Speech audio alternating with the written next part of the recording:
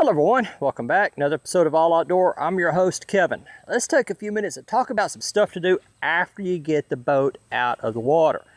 And what we're talking about in this video is I have been guilty. I'm just as guilty as the next person. Get the boat home from a day out on the water, weekend out on the water, been doing some knee boarding or hydro slides, some fishing, some camping, just recreational boating, whatever it may be. Got the boat home, man, I'm hot, tired, sweaty. Just want to go inside and relax a little bit. Maybe take a nap. I mean, out here in this hot sun, it just sucks the energy right out of you. So what do? A lot of people just come home, park the boat. Then, a few days later, it's like, oh, maybe I should go out there and do a little something on the boat, do some maintenance on it, take care of it. A lot of times people put that off. They just take and they put that off time and time again.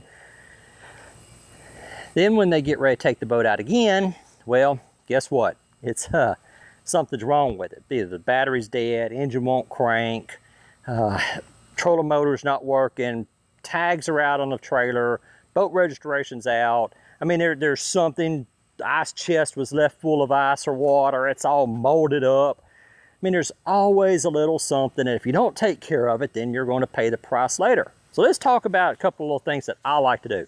One, we're going to start with the motor. We're going to hook a water hose to the motor. We're going to flush it out. Depending on whether it's salt water, fresh water, how muddy the water was, just flush it out good with some good clean water. Next is the telltale hose. That's the little stream that comes out of the back of the motor. A lot of people think that if the stream is clogged up, that the water pump impeller's not working. That is simply not true. That's mainly just to show you that the water pump is working.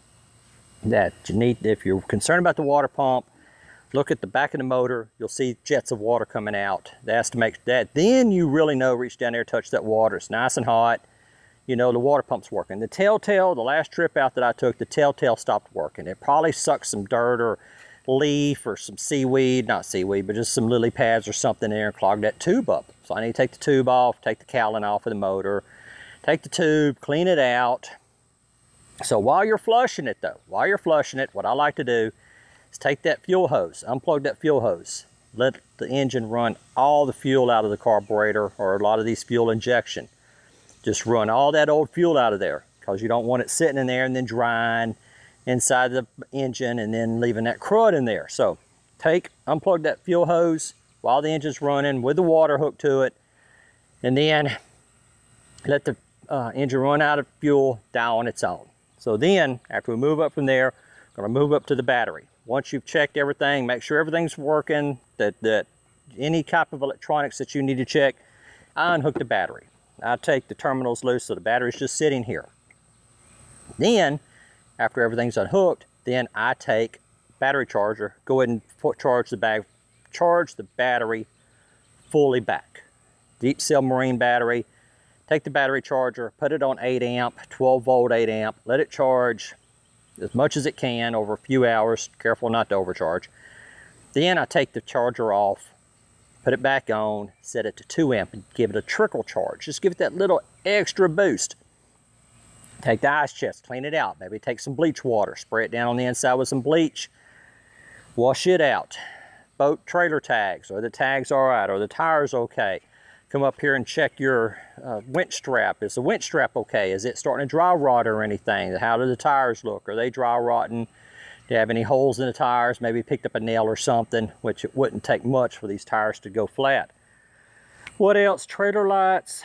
Take the fuel cans. If you've got gas cans, I use these 6-gallon gas cans like this.